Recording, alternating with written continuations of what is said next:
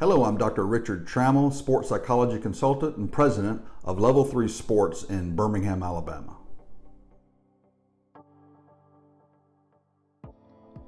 To put it very briefly, sports psychology is the art and science of performance enhancement. In other words, sports psychology is used by anybody, including athletes, business people, or even actors or actresses who have the desire to take their performance to a whole nother level. Sports psychology can really be broken down into two different categories. You have the theoretical side of sports psychology, and you also have a counseling side of it.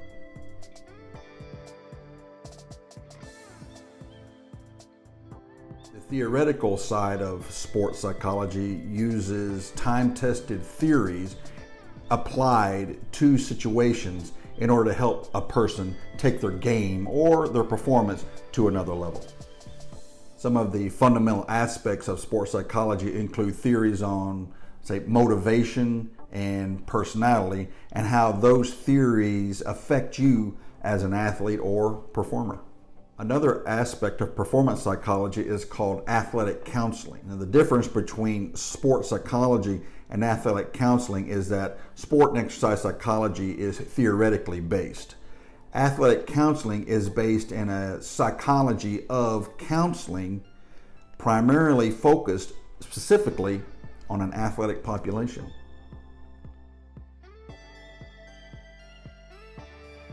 As you can imagine, there are many things that happen to an athlete not related to performance that directly affects performance. So in those instances, an athlete or a performer that's having a problem that's not linked, let's say, to a sport and exercise psychology theory, it really wouldn't do them any good. The foundation of sports psychology would not apply to that person.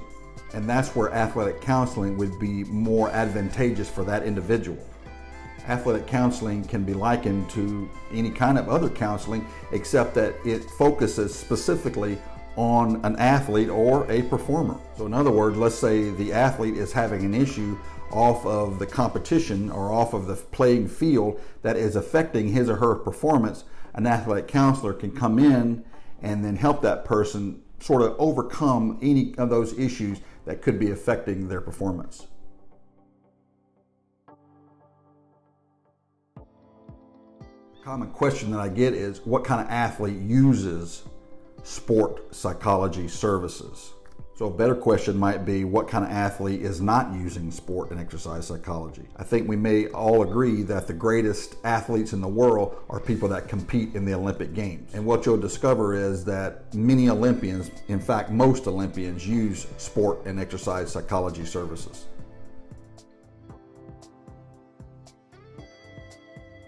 So then you have to sort of ask yourself, well, if it's being used by the greatest athletes in the world, and I'm not using it, then why am I not using sport and exercise psychology?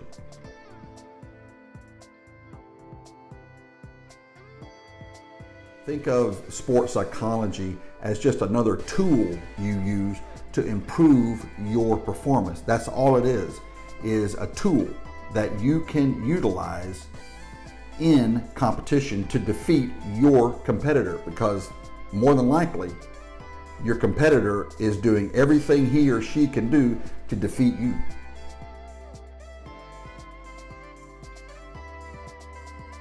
Sports psychology services or mental skills training and athletic counseling has nothing to do with mental health issues. In other words, if you're suffering from or you're in a situation of abuse, either to yourself or in a relationship abuse, something like that, a family issue or a personal issue, that is what is called a clinical situation, and sport and exercise psychology would not be appropriate for you. Something else that sport and exercise psychology would not be able to address are things like eating disorders or drug and alcohol abuse. Those things require a clinical diagnosis.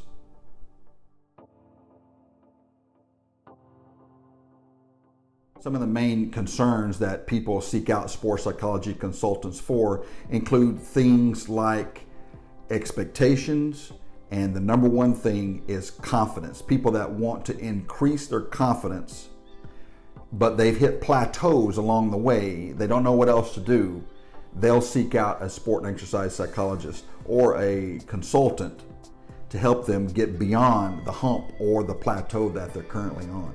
Other athletes just want to be able to use their mind in order to improve their performance. They're just not exactly sure how. You know, the old adage is that you've heard all of your sporting life, how much of your game is mental?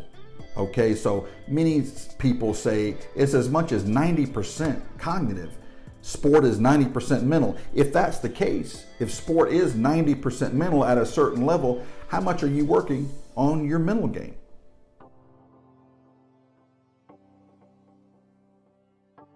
Many athletes, they don't know what to work on as far as their mental game is concerned, so they'll bring on a sports psychology consultant to help them understand the things that the science could do in order to elevate their performance.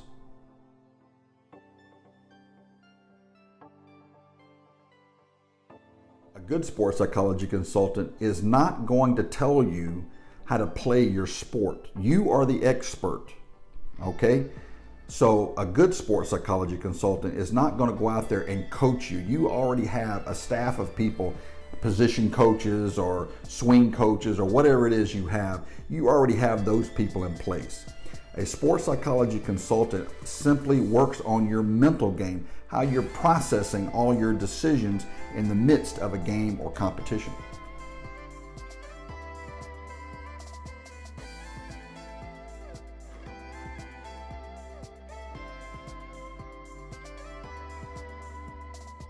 Sports psychology consultant will help you increase your confidence, showing you ways how to take your game from the level it is on to the next level using the fundamental, basic, theoretical tenets of sport and exercise psychology. An athletic counselor can also help you increase your confidence by helping you overcome conflicts or distractions that are taking away from your performance. The athletic counselor helps you dive down into a journey of self-discovery. Why are these things really upsetting you? And what are some of the things that you can do, techniques, let's say, that you can do to overcome this distraction or that distraction? What are some of those things that you could do to help you overcome this thing, this issue that is detrimentally affecting your performance?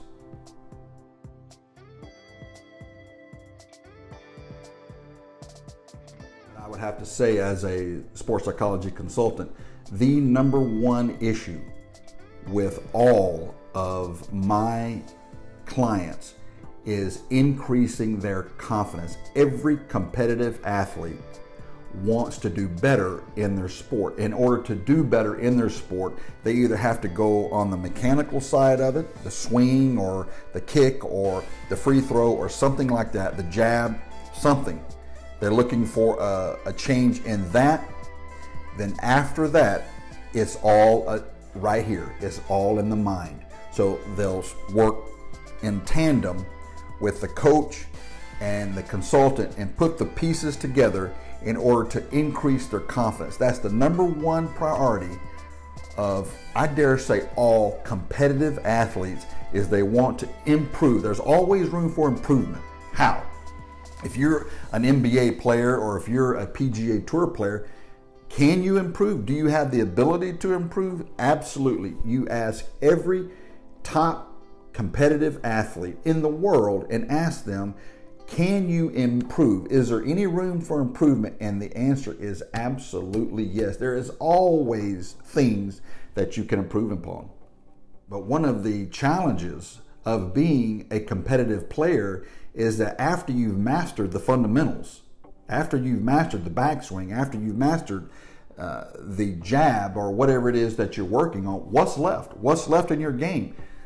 You know what's left in your game. It's all up here. It's all the way you are going at your sport, the strategies they're using to play your sport, the decision making that you're using, perhaps your emotional regulation that you're not using, you see. All of these things are the cognitive aspects of sport and performance psychology that a sport psychology consultant will help you improve. And once you get to that level, that's when a person like me comes in. That's when you make that phone call to somebody like myself.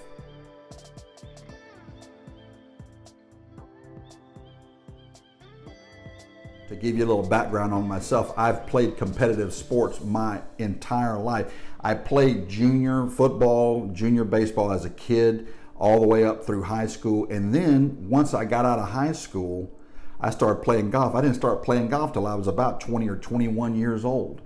But the first round of golf I ever played, I shot 91. Now, it was on a small course, but I had never hit a ball before in my life. But it's just one of those things that happens to people. I just happen to have a knack of hand-to-eye coordination.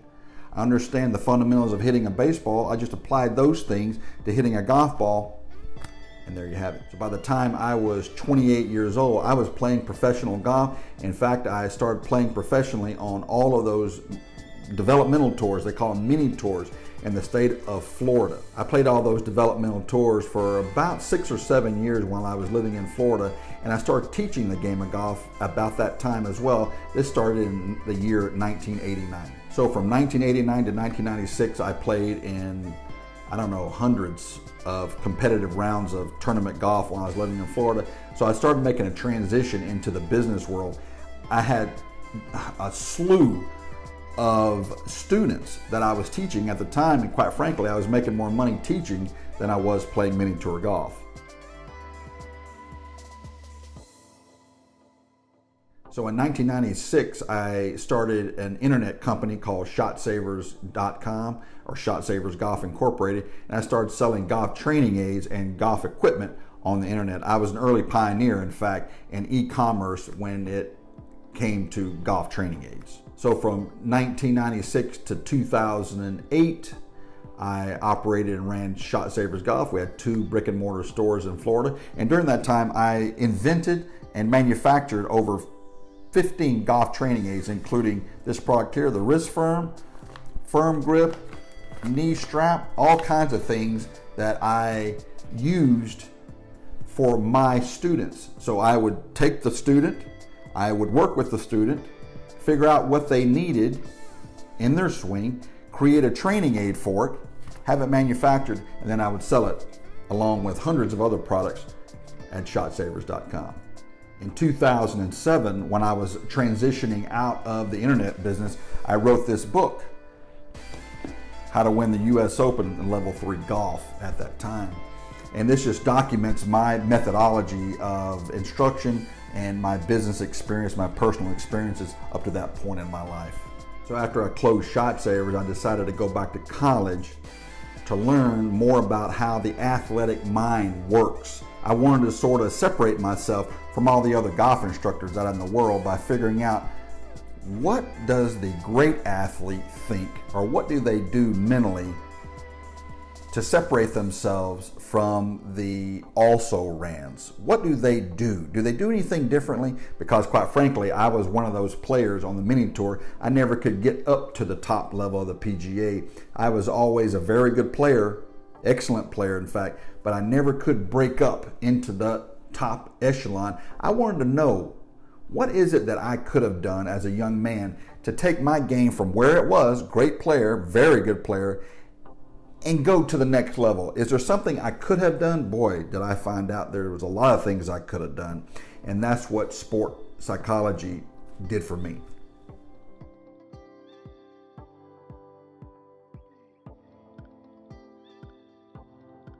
And quite frankly, that's what I can do for you. So I sort of have a unique practice. So in other words, I have the life experience. As you can see, this is not paint in my hair, right? I have the experience of being a professional athlete. I played professional sports. I know exactly what it is to feel the pressure of putting for $350 when I don't have but $100 in my pocket. I get that. I know exactly what you're going through. I can relate to that kind of pressure. But I also, unfortunately for myself at that time, I understand the crushing aspects of having a huge expectation and not being able to meet those things, and the massive disappointment that I felt during those days. I understand that as well.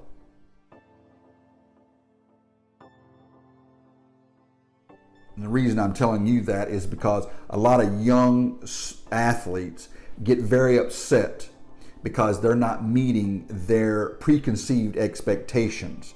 This is why, a part of the reason why they become so upset after losing a game or losing a match, because they are not emotionally regulated yet to be able to handle those kinds of disappointments. And I think that's why I can relate to them so easily, is because I have been there and I can relate to the pain and the disappointment that they're experiencing. I graduated from the University of Alabama, summa cum laude. I was #1 in my class, and then I did the majority of my graduate work at Springfield College in Springfield, Massachusetts.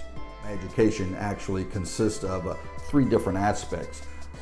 Sport and exercise psychology, so I have a doctorate in that. That's the theoretical foundations of performance. I also have a master's degree in athletic counseling. So as I've already discussed with you, athletic counseling are those things that are not performance, necessarily theoretically performance based. These are things that are affecting your performance that are not necessarily based in the mechanics of the swing or the motion of your particular movement. And then finally, I went to Auburn University for MBA studies. So you heard that right. I am a graduate of the great University of Alabama, and yes, I also went to Auburn University. So how this process works is dependent on you. If you're ready to take your game to the next level, just call this number on your screen right here and set up an appointment with me. If I'm in the office and I'm free, I'll take your phone call. If not, just leave a time when it would be best for you and I will call you back. If you live in a 50-mile radius of Birmingham, then you can come and see me in my office. If not, then what I can do is do a Skype consultation for you. The first consultation is free. This is sort of like a needs assessment. What is it that you think you need? What are your needs? What are you trying to do? And then based on what you tell me, then I will build a program for you, specifically for you. So that's what mental skills training and athletic counseling is basically. So when you're ready to take that next step, when you're ready to take your game to the next level, give me a call and we'll take the journey together. Thanks again, and I hope to hear from you very soon.